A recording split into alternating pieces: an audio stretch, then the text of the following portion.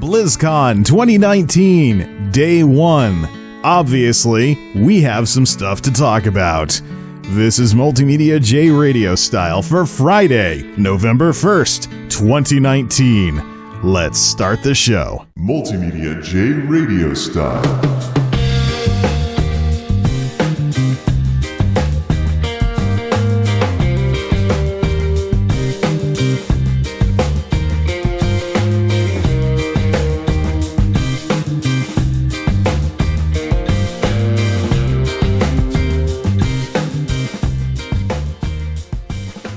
Ladies and gentlemen, it is Friday, November 1st, 2019, Day 1 of Blizzcon.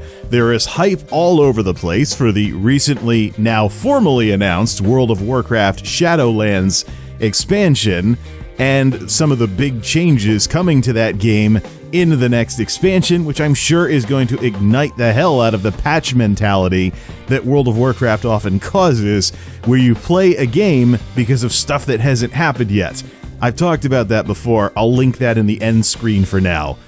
But anyways, continuing that thought that I just so rudely interrupted, all of this is going on, and yet the graphics for this podcast is based on an ESO slide for updates to Elder Scrolls Online. People out there are going to think that I am certifiably nuts, if they don't already. Oh well. Yes, I have a lot going on right now. There might be a veritable content storm on this channel over the next couple of weeks as I try, hopefully not hopelessly, to play catch up with all the stuff I want to talk about, make videos about, podcast about, as well as things going on in the offline world. It is going to be pretty busy around the Geek House for the foreseeable future, but let's poke away at it a little at a time and put one foot in front of the other and all of that fun stuff and see what we can do about all of this. So why are we looking at an ESO slide? Well, a little backstory. I did not choose to do radio style HD, so it's probably not all that readable. But the readable version of that is actually over on Twitter. I have it on my Twitter, and it's also on the Elder Scrolls Online Twitter. And I've recently retweeted it because, a little side story here, I found out the hard way that I'm following ESO on Facebook, but I'm not following it on Twitter. So I've been copying the image over to my Twitter from Facebook, and I was like, wait, why don't I just follow it on Twitter and then retweet? That has been fixed. And that's why right now, over on my Twitter, twitter.com/multimediajay, that's twitter.com/multimediajay, there is an out-of-the-blue Elder Scrolls Online retweet after a veritable Twitter storm of stuff about WoW. Because of all the BlizzCon stuff that is going on right now. Yes, if there is such thing as a MultimediaJay Twitter storm, it has happened. I was basically live tweeting responses to the various things that were coming up in what was broadcast from the live stream of the opening ceremony, as well as the World of Warcraft What's Next panel, which for some reason, I'm guessing PR related, given the PR boost that game needs. For some reason, it wasn't behind the paywall of the BlizzCon virtual ticket. So I'm hoping that this continues for tomorrow's deep dive, which is on the same channel/stage, and it's more of an advertisement than like a behind the scenes nerd content thing you'd want to put behind the virtual ticket. Otherwise, like I said on Twitter, I'm going to be refreshing MMO Champion like a mofo during that deep dive discussion. So as you can guess from how I've been talking about all of this, there is a ton that I could say about what Blizzard has already done on the stage.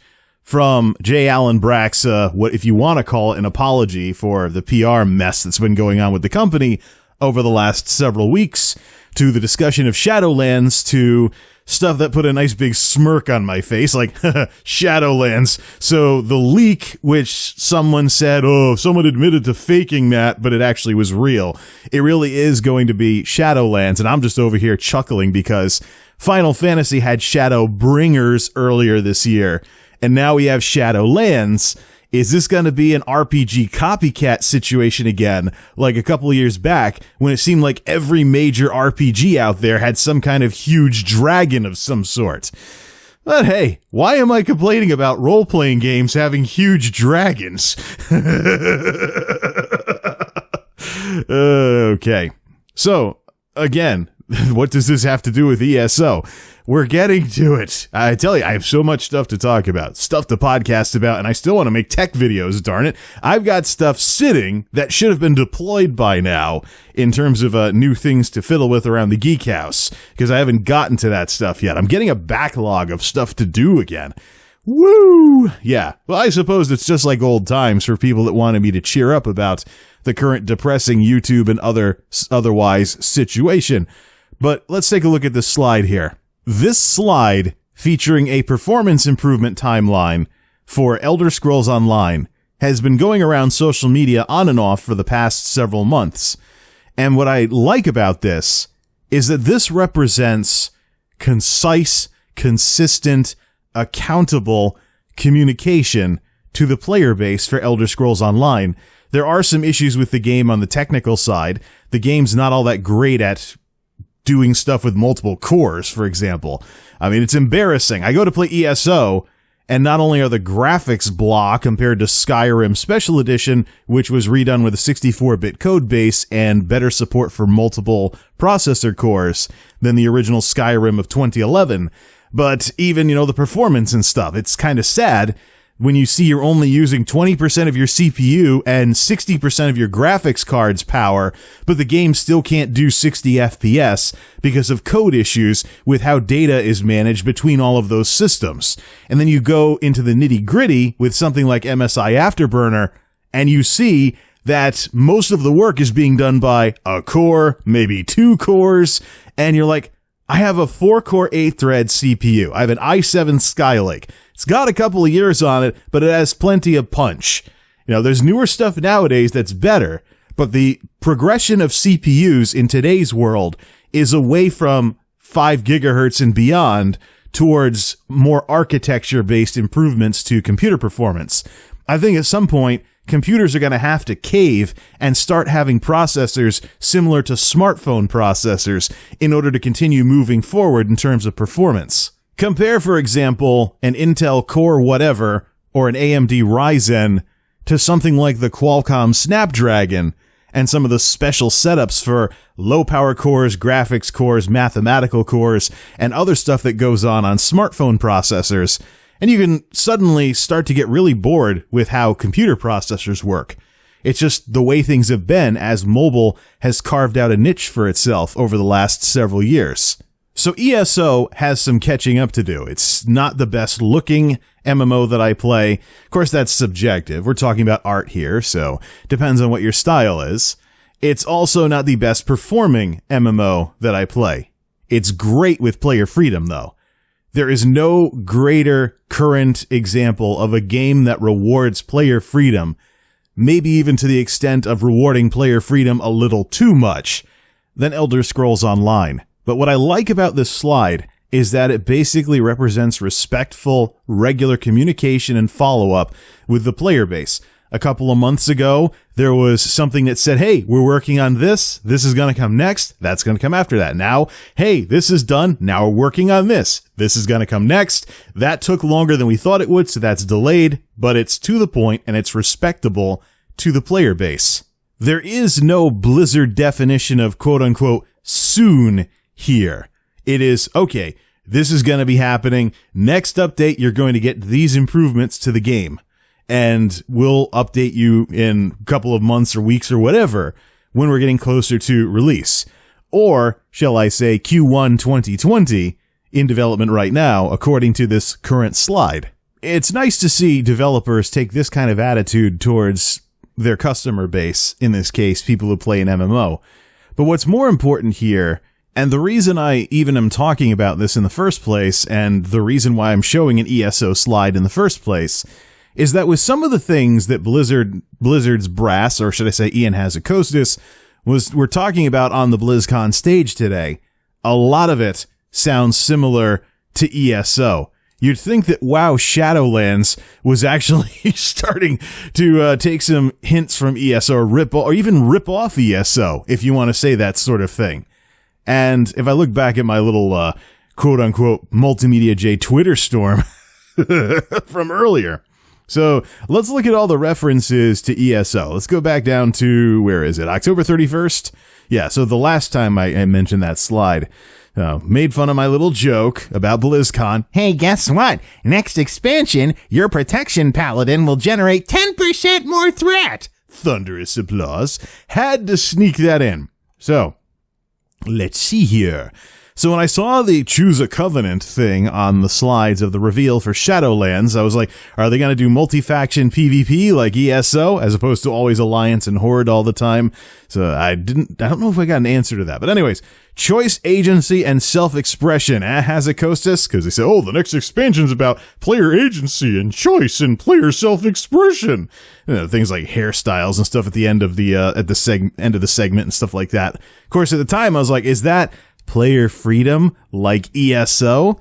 Shadowlands brings a level squish, dropping people back to level 50 with a new cap of 60. De-emphasizing leveling is also something ESO has with a constant level cap of 50 before champion points start. What I'm seeing is jabs at ESO so far. But of course, like I said, if you're fishbowled by Blizzard, you won't notice this. That's the perspective thing, yet again. And then, of course, given the relationship between the two games and even their developer teams, they should be rivals, but they're actually pretty friendly and respectable to each other.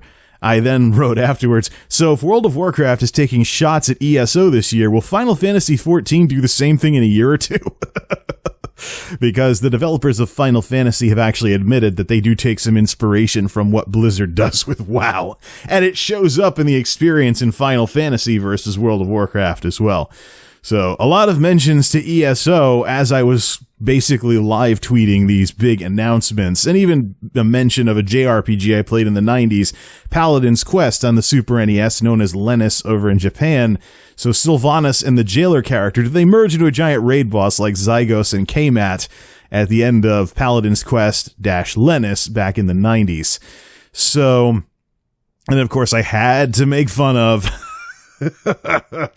Final Fantasy had Shadowbringers, WoW has Shadowlands. Of course, I just mentioned that. Next up, Blizzard drank the player freedom Kool-Aid. Thanks, ESO.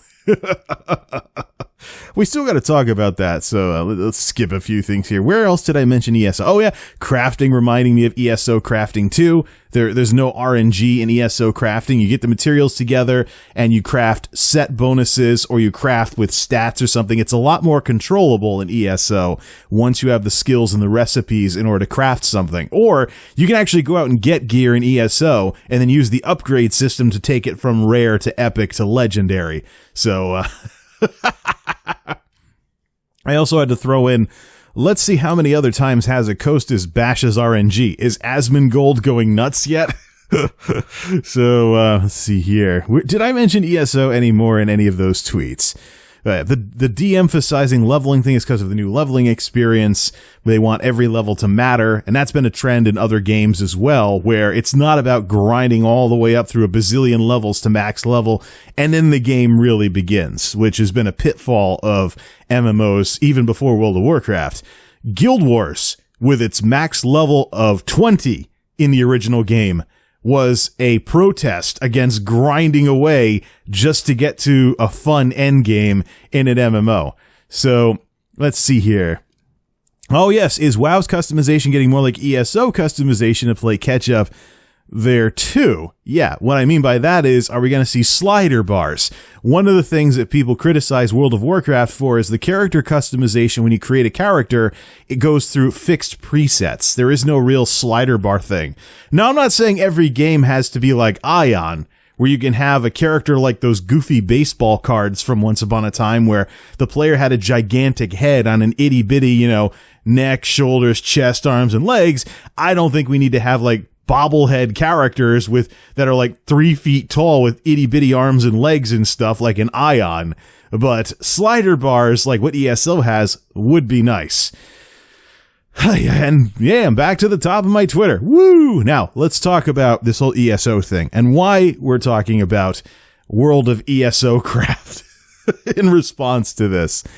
Look, once upon a time, I remember the early days of YouTube with the angry video game nerd versus the irate gamer, and how the word ripoff was used all over the place. If anybody resembled James Rolfe at all, Chris Bores or not, they got bashed by a roving mob of people on YouTube. They were like, you're ripping off the AVGN, rip off. But in this case, what we're talking about with World of Warcraft is a game that is dated compared to other major MMOs out there like ESO. So even if Blizzard does their usual narcissistic thing, where after kicking against the bricks forever and ever, they finally cave and they try and put a positive spin on a good idea that some other game got to before then, and they try, even if they mess it up and make it half-cooked and stuff, I still think that if Blizzard does what they usually have done with these kinds of situations, that WoW would still be better for it. Therefore, I have no problem saying this publicly to get it onto the public record, that if World of Warcraft Shadowlands rips off ESO all over the place, in ways, even if it's in ways that only people who play both games can spot, I consider that a good thing. It's something that will improve modern WoW, which, given the current gulf that exists between Battle for Azeroth and WoW Classic in various different ways, improvements to modern WoW are overdue, and it's about time something like this happened. I consider Shadowlands ripping off ESO, however it does so, to be a step forward for the game. I don't consider it a bad thing. And I want to harken back just one more time before we call it on this segment here. I want to harken back just one more time to something I used to say when I was a guest on various gaming podcasts like Out of Continues several years ago. When talking about MMOs and where they were going and what the future of MMOs would be, I envisioned a world where it wasn't so much what you were playing that mattered, but what you were interested in. If you were interested in Warcraft, you played WoW. If you were interested in Star Wars, you played Star Wars: The Old Republic. If you're interested in Tamriel, you'd be playing ESO. Tyria, Guild Wars. These games are about basically living another life in another world. It is video game escapism, and there's lots of other people that are there to play the game with you. It's not AI and bots and Radiant quests or things like that, like the various things that, like Turing test type things, that games like Skyrim have tried to do to make a single-player game feel like the world is alive. No, you actually have people there doing stuff. That's the vision for these game worlds. And that is what MMOs need to strive for. Not so much have it be a cat and mouse game of World of Warcraft versus everybody chasing after it, but just simply, what do you want to do? What do you want to be involved with? What world do you want your character to be a part of? Good. Go play that game. Enjoy it. Of course, we still have to see what the follow-through is from Blizzard's end, and we also have to see what comes up at tomorrow's breakout sessions as well, like the WoW Deep Dive and the Q&A. And if it's not available via live stream without the virtual ticket, I'll just refresh MMO Champion like a mofo like I said I would. But I'm looking for answers, and that determines what future I have with that game, if I have one at all. Because there's plenty of other stuff for me to play, and there's plenty of other things for me to do, besides play lots of video games and stuff like that. I know in its early years, people referred to WoW as World of Warcraft because of its addictive nature. But once you get out of that phase, you start realizing there's much more you could be doing if the game is going to continue to spin its tires. We'll see what happens from here on out for the duration of the rest of Blizzcon. Segment 1 of MultimediaJay Radio Style. Don't touch that dial.